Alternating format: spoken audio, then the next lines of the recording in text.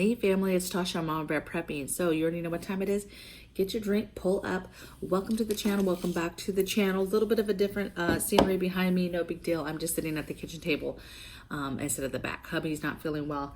And where I record is our den, and it's kind of connected to the bedroom. No doors, right? It's kind of an open area. And so I didn't want to be back there bothering him. And then I just didn't feel like standing in the kitchen. This is probably going to be a little bit longer video. So what I want to do is I want to prepare you guys and get you guys ready on different things you can do to prepare for the summer, right? You know, different channels, if you follow us, we're always talking about different seasons and how you prepare for those different seasons, right? Sometimes it's, hey, how do you prepare for fall, for winter, for the growing season, for summer? And I think that this summer is going to be crazy, okay? It's already ramping up to be, you know, a summer of violence once again. And it's going to be hot, hot, hot. For some reason, everybody likes to be out on the streets. There's always a hot topic of something that people feel like that they need to head to the streets to discuss and riot about and protest about. And obviously, this summer is going to be no different as we're seeing unfold in the last week, okay? My tip to you on what's going on with that is don't be out there. There's no reason for you to be out there on them streets, okay? I'm not saying don't have an opinion. I'm not saying fight, but you fight by voting. You fight by doing other things, okay? And I just don't think that for the average person, being out in the streets is not going to get it done. It's just not, okay? Especially on like one topic type things. It's different if it's like, you know, a resistance against our entire government, like everybody comes together, you know, that might be a time where we're out on the streets together because we have to unify. But, you know, outside of that, I just don't see you getting your way in a lot of things, except possibly getting hurt or even killed, okay? So how do we prepare for blackouts? If you've been watching me for any time, you know that I talk about grid down a lot in my other videos. That's my baby. I feel like that if you prepare for grid down, you prepare for a lot of things, okay? If you prepare for those, the levels of and the areas that you need to prepare for in grid down, you'll be prepared for a lot of things that might come your way, okay? And so all I'm doing is circling back. We're talking about this once again. The news even is talking about now how blackouts are going to be a thing. It's going to be super hot. We're already dealing with drought issues. We're already dealing with super high heat in the southern states, higher than normal. And so, and here where I'm at, you know, typically when the winter time frame keeps going, keeps coming, which it is, right? We still have periods of tons of rain coming down, which means snow is coming down in our mountains. And typically when that happens and it's extended, that means that we're going to have a hot, hot summer. So we are expecting that here. And so you're going to see blackouts. You're going to see stuff, either infrastructure is weak and it's going to fall out, or you're going to see companies shutting it off on purpose, okay? And so how do you prepare for that? How do you prepare for these riots and this craziness that's going to be going on and this summer of violence, okay? So I put together a list. We're just going to get into it. First thing, get food. Now, I know you might be like, get food. Well, I think that needs to be the top of the list for everything that we're talking about. Food needs to be a priority because we are going to endure hard times. That has nothing to do with summer. That just has to do with this year and the years to come and how bad it's going to get. And so you need to be stockpiling food. Next thing I have that's very important in general, but again, this winter, you need to be thinking about water. You need to get water, procure water, figure out how you can get water in your house, how you can catch water now, how you can do different things with water. Water is going to be super important. And so you've got to get that in your home, okay? Next thing I have is alternate power, right? You lose power, grid goes down. Whether this is something small, it's just a couple hours it goes out. Maybe it's the power company takes it down for 6 hours or something, or a cyber or something worse, some infrastructure stuff, or a storm or something happens and a natural disaster, and it's weeks and months.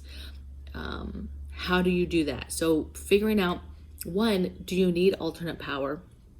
And if you do, specifically in your home, what are your priorities for having alternate power, because most people cannot afford the power generators that are needed to do your entire home. Okay, so what's important for you? Is it a string of Christmas lights that you want to be able to power up that you can run through your home? Is it a CPAP machine? Is it the electric cooker, right? It's an electric pan for cooking. Is it the rice cooker?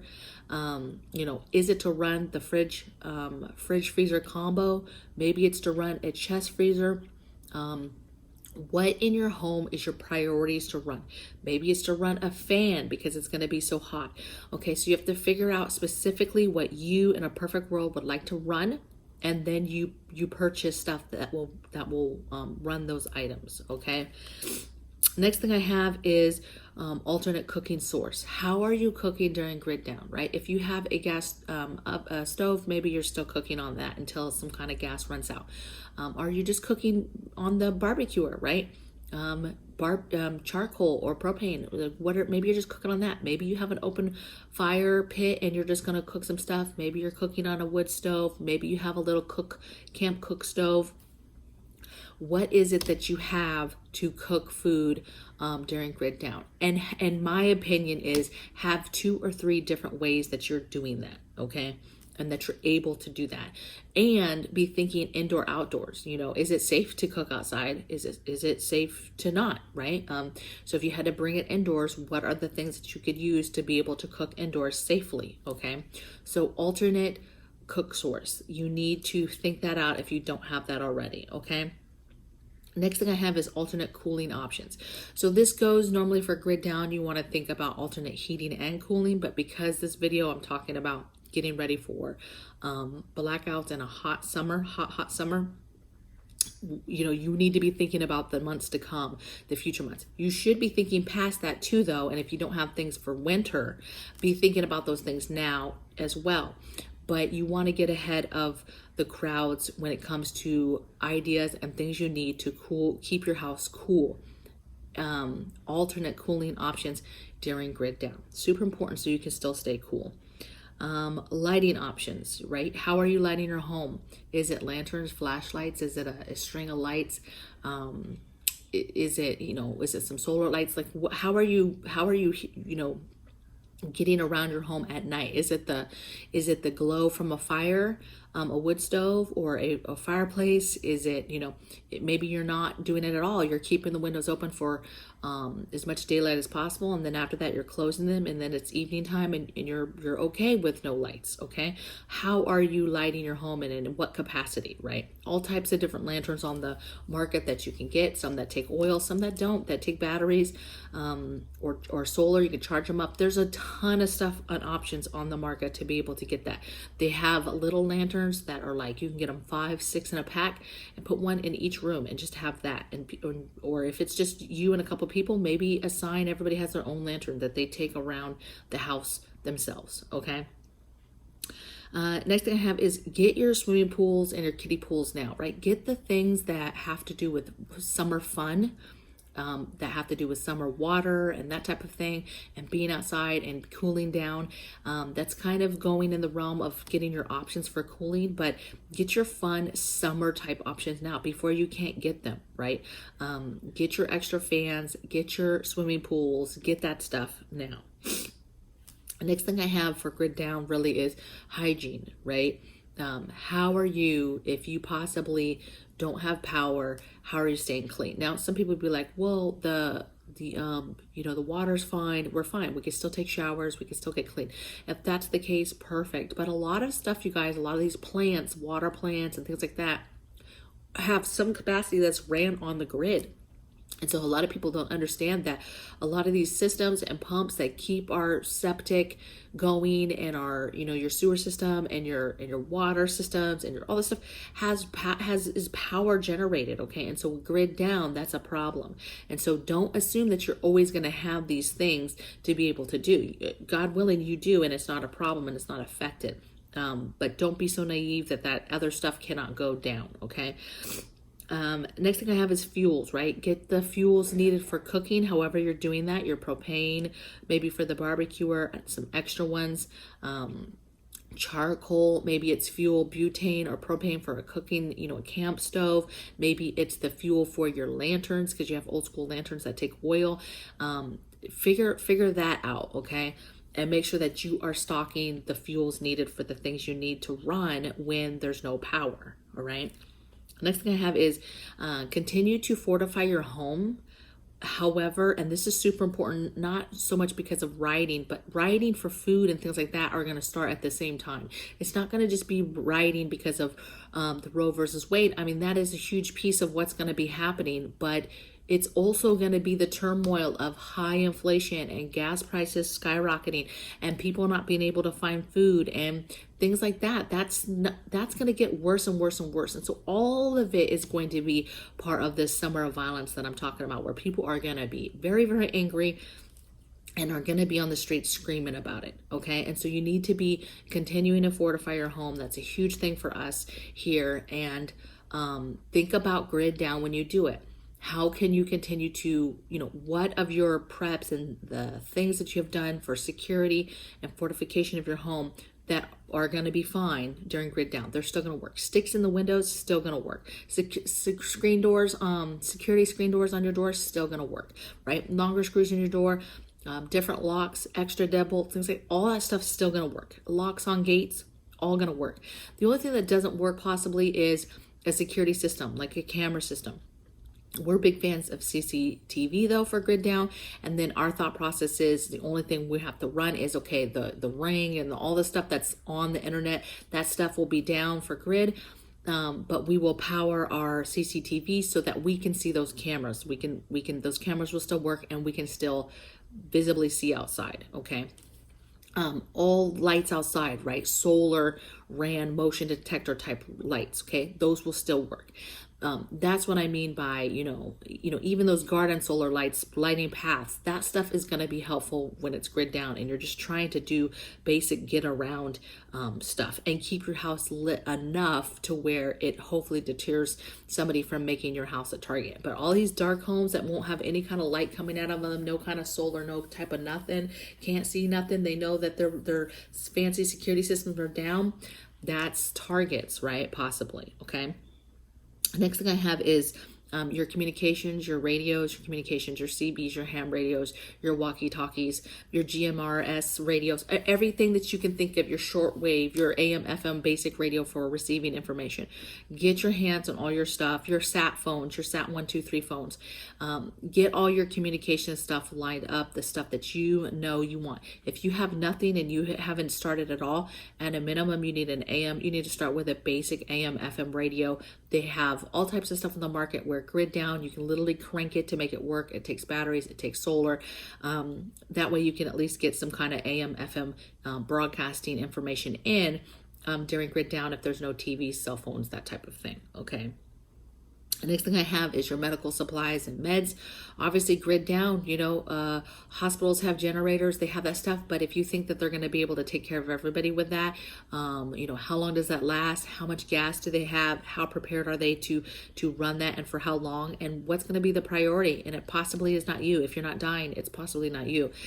So you need to be prepared that you have medical supplies stocked up. You have some basic supplies to take care of simple things. You have medicine so that you're not having to run and be like, I need this, I need that. Okay. Next thing I have is paper products, right? And cookware, right? If you're cooking over open flame, remember you need to have some different cookware, right? Cast iron, heavy duty steel, but you have to have some different type of cookware. It can't just be your cookware that you use on your stovetop or your oven right now. Could be if you have that tough stuff already, but if you're not, you can't just take a lot of these really cheapy pans. You get these 9-pot sets you get from Walmart or whatever. You can't just use those on an open flame, okay? And so think about that. Make sure that you invest in some cookware, but at the same time, think about paper products. Think about those temporary products, temporary utensils, cups, plates, bowls, napkins, that type of thing, so that you can eat there. You're not doing dishes and it's all just use and throw away. Okay. Next thing I have is check all your stuff now, like your lanterns, right? Pull out all your lanterns, pull out all your flashlights now. check your batteries now, stockpile everything, get everything battered, fresh batteries, and stage it all in different parts of your house. Basically, be ready to go for little blackouts. You have a flashlight, you have a little lantern in each room of your house. If somebody gets stuck on the toilet, there's a little, I don't know, if you're at my house, you get stuck on the toilet and the grid down, there's a little lantern in the bathroom right there that you can grab so that you're not in the dark trying to wipe and get out of there, okay? But pull out all that stuff now. Pull out your generators now. Make sure they're working, right? Gas them up. See how long they last if you haven't played with them, you haven't tried them. But make sure everything's doing good. Do your maintenance. Make sure that things are fresh and ready to go. Think about laundry and showers. How are you staying clean? If the showers aren't working, how are you able to finagle taking a shower outside, or a bucket bath, right? Taking a bucket of water and taking a bath that way. Baby wipes, different things like that. Field bathing. How do you wash your hair? Different things like that, that if you don't have the water system is not working, or it's compromised as well, or whatever the case may be, power's down too long and those systems start to not work, you need to be ready for that. How do you stay clean? Because hygiene is a big thing. If you do not stay clean, that leads to infections and rashes and all types of nasty stuff. That's not good, okay? It can lead to even worse stuff. Next thing I have is, and then laundry. So I have a cute little laundry thing. You can take a bucket and a plunger, but I have a little laundry genie thing that just is a turner. Doesn't take that much soap, just so you can wash some clothes, okay? But again, all of this is going to depend, showers and laundry and all that. That's going to be dependent on how much water you have. Is the water still running? If the water's still running, tap water's fine, then that's perfect. You can do a lot of stuff off grid and not have to worry about it. But if you get to the point where water is an issue too now, you're going to be, not using water so liberally like that as far as doing laundry and things like that, okay? The next thing I have is, I mentioned that, is emergency toilets. This is a huge one for me. I don't care what you get, composting toilet, get the little bedside chair with the bucket, the commodes, the bedside commodes. Get the 5-gallon buckets with bags, but you need a ton of trash bags. Get your buckets, get at least 2 buckets so you have a bucket for each kind, one for poop, one for pee.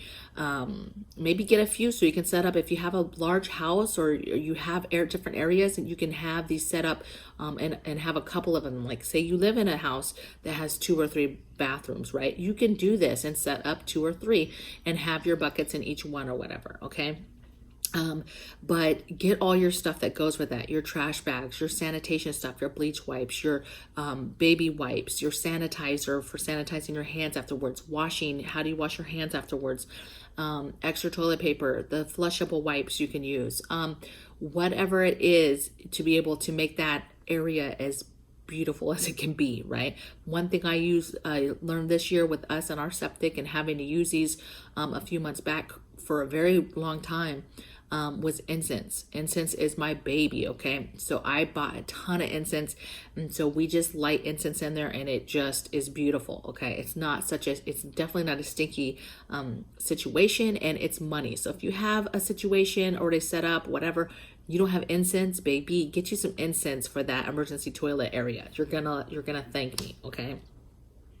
Next thing I have is get your garden on a gravity fed, right? Or a automatic watering type system, right? Just think that through and figure out what you have and how you can maximize to ensure that your garden is getting water during a grid down. What does that look like? What would that take? I'm setting up automatic watering everywhere, and I top those off all the time. So at any point right now today, if power goes off, we have at least a week and a half of water in those buckets the way I have it, because I have them spread out all over. I didn't spread them too thin, right? So a bucket is responsible not for a huge area, but for a smaller area to make it last longer. Okay, I did that on purpose. Cost me more in regards to the automation machines, right, that go with those areas. but well worth it, knowing that if a situation happens, you know, my garden, I could not touch it, grid down, not touch it for a week and a half, 2 weeks, not worried about water at all. And that's just the beginning, you know, that's not even that I don't have to even get into the water that I've already set to the side for my garden. So I have that water that's set aside for gardening as well. And I won't even be touching that for a couple weeks. Okay. And those are like watering like the Berkey in the home, right? We keep those topped off all the time because you never know what's going to happen. Okay, so figuring out your garden. If it rains a lot, maybe gravity fed. I have loose catchment buckets that I have surrounded here and there in the garden too. Any kind of pots I'm not using, I tip them I tip them up, make sure they're up, and I let them collect water. And again, once the rain stops, then I'm using that water to water my garden. So just start being really, really smart and thinking about your water situation with your gardens and what you can do now to prepare for drought, to prepare for watering situations.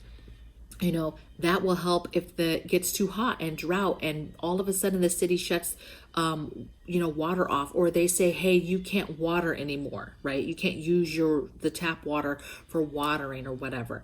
Well, I've already collected the water and it's already set on an automatic timer and it's hidden and people can't really even see it. And so my plants are going to get their little drip system, their little bit of water every day, period. Okay, period, boo. Next thing I have is get your shade cloths now. Think again, a garden tip. Think about your garden. Think about how hot it's going to get.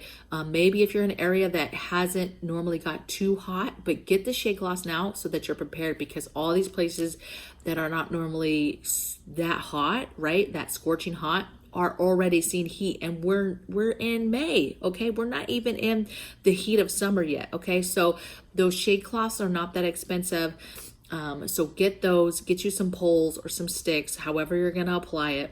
There's some different things you can do that are a little bit cheaper, but get your shade cloths, figure out your shade. Even if, baby, you get out there with some sticks and poles, or you get out there with a bed sheet and you just tie that bed sheet off on all four corners to different branches or different trees, or different poles or the side of the house or whatever. That works. Okay, so just figure out what you're gonna possibly do. The shade cloths are good though, because they have certain percentages so that you get a certain amount. If it rains, they still get rain, still goes through. And then sun, it doesn't block sun completely. They're still getting sun, but it just blocks the just super scorching, heavy duty 100% sun, okay, beam. All right. Next thing I have, this is kind of a fun one, but make some MREs. Okay, get your family together and you guys make some homemade MREs. Get you some snacks, get you some foods, put them all together, vacuum seal it together, and then you have some MREs, and make them big enough that they will feed your family member for the whole day. And then when it's grid down, you just hand out MREs. Here's your MRE for the whole day. It's got your breakfast, lunch, dinner. It's got some snacks. It got some drinks. And this is yours for the whole day. And you're not worried about cooking. You're not even worried about that alternate cooking source, because you guys are chilling, eating your MREs, and everybody's satisfied, because if they helped make it, it's got stuff in it that they would eat and that they want to eat. Okay, especially when it comes to kids. And then the last thing I have, I'm just gonna end it where I started, and that is get food, get food, get food. Okay. Things are going to get bad. It is going to be a summer of violence. It is going to be hot, hot, hot. We have a drought. This is going to continue to also hurt our food and our crops and our current situation already. And so get ready for this. It's going to be a doozy. And I think that if you do these things, if you're thinking about the different areas and you think about grid down for everything, it really does prepare you for a lot once you've kind of knocked out these areas. Okay. So I hope this was helpful, especially for my new people watching me that haven't watched me from long ago. And I hope you took notes, and I'll see you guys tomorrow in the next video. Take care.